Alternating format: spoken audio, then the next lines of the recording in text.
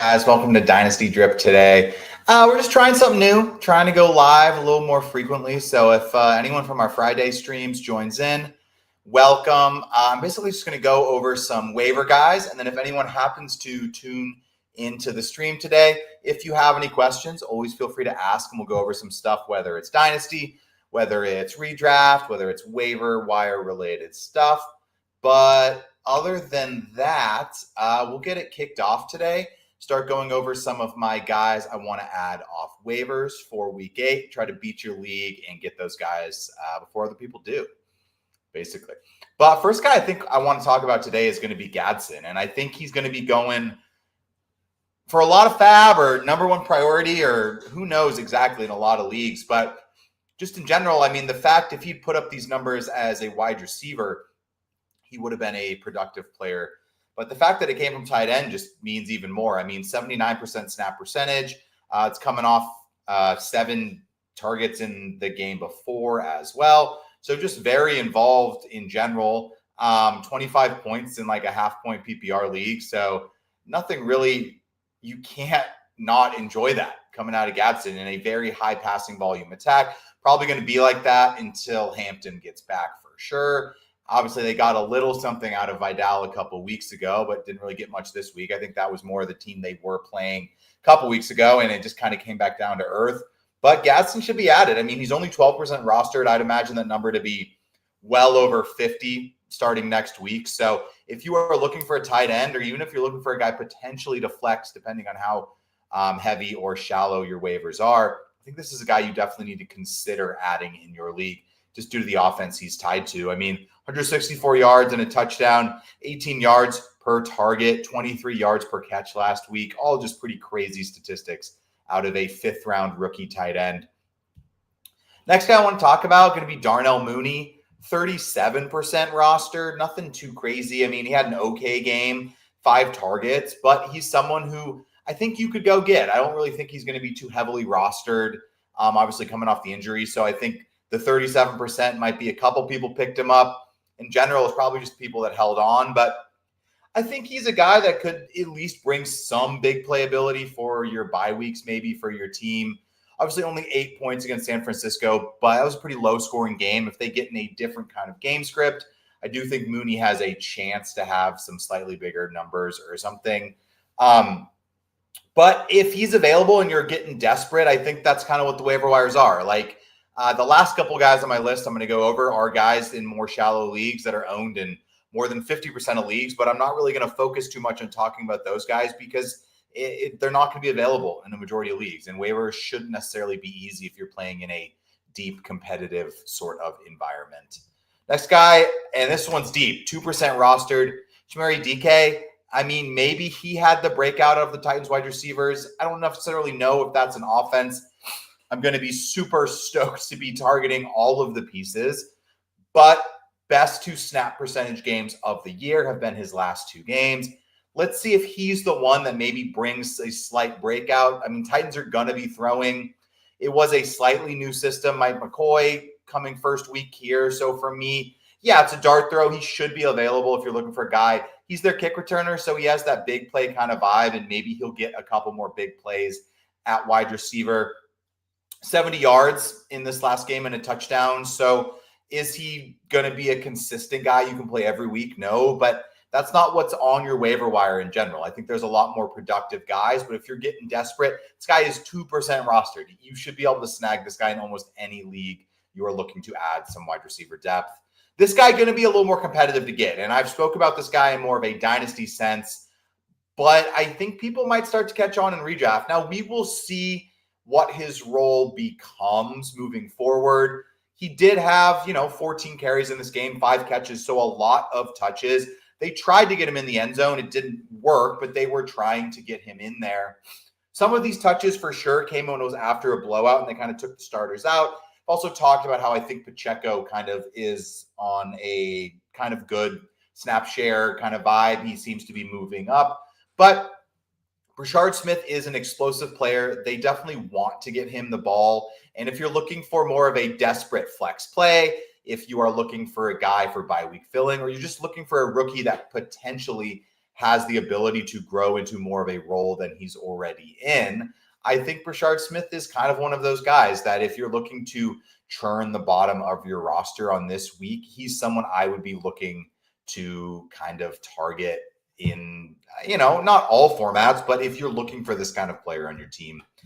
QB under 50% roster I want to talk about, Aaron Rodgers. I mean, obviously there's going to be some better guys, like definitely look into guys like Sam Darnold, CJ Stroud, but I don't really know if I would want CJ Stroud over Aaron Rodgers. Definitely Sam Darnold would be a guy that if he's available, I definitely would prefer him over Aaron Rodgers. But Aaron Rodgers, QB 14 on the year, so he's kind of like a high-end QB2. Yes, he had his best game of the year at Cincinnati. I don't really expect him to put up those numbers. His best two games have been in really cakewalk matchups in the Jets and the Bengals. But he's someone that if you got to plug him in, like he's been productive-ish. He's been throwing touchdowns in every game. So at least he brings some level of a floor to your team. And when it comes to it, like I'm going over guys that have very low ownership and roster numbers. So he's probably available if you're looking for someone to add. There's definitely better guys you could look for, obviously, like the Jackson Darts of the world, guys coming off bye weeks, stuff like that. Brock Purdy, if you believe he's coming back soon. But Aaron Rodgers should be available, and if you're going for someone that's a little more low rostership percentage, I think he's a guy I wouldn't hate adding to my team. Now we're going to go over a couple tight ends, which is something that in general waivers tend to be very heavily focused on, at least in a lot of my leagues, because everyone's always looking for a tight end unless you have one of those top couple guys. So I think Theo Johnson is someone you need to consider. 13% rostered, so nothing too crazy on the ownership numbers. He has basically 3 good games in his last 4 games. He had 1 dud against Philly, but Philly's a tough matchup in general. 5 targets, 7 targets, 4 targets, 7 targets, touchdowns in 3 of 4 games. Yeah, the touchdown this week was a little fluky, but I think the Giants are going to continue to let him catch passes and let Jackson Dart throw the ball. So he's 6'6". He's going to be involved. And even this week, like Bellinger was pretty involved too. So the tight end is something that Jackson Dart is targeting. And so I think for me, like if you're looking for a streamer over the next couple weeks, I think Theo Johnson's one of the guys I'd be looking at if you aren't able to get Gadsden on your team. The next guy I think is another desperate one, only 4% roster, would be Noah Fant. First game without Mike Gesicki fully on the team, 68% snap share, 12 points. Obviously, the Bengals are going to be throwing the ball a lot more with Joe Flacco. I don't think that's a surprise to anyone. But Fant had 4 catches for 44 yards and a touchdown. I like to see that he's at least involved in the offense. Obviously, he's a pretty athletic player, being once a first-round pick. So if you're looking for a desperate kind of tight end flex play, he's someone I definitely would consider kind of picking up if you're in maybe a deeper format or just everyone's taken. Maybe you guys are rostering like multiple tight ends in your league or something. But in general, I think Noah Fant's a guy I wouldn't mind adding if I had to add a tight end. But he would be after the Cade Ottons, the Gadsons, I don't know. I mean, like he's not that high up. This is more of a desperate play here. And then the last 2 guys I want to talk about, obviously this is being filmed on Monday before the games. So even if you had a chance to go get Woody Marks right now, it's possible that he isn't owned. He's 65% rostered. So the reason I'm talking about him and the next guy last are they have higher rostership numbers, and I don't like to start any waiver advice by talking about a guy that's that highly percentage rostered. But Woody Marks, 65% rostered. If he is available, like he's coming off the bye in general, rookies get some sort of bump coming off a bye. So that's something that's at least intriguing enough to me if he happens to be available in your league. The idea would be he probably becomes more involved. I don't know if he's ever going to get more than like a 50-ish% snap share. Like his high in the year so far is 56% at Tennessee, but then that went down to 39% against Baltimore. So I don't really know exactly what they have in mind for him.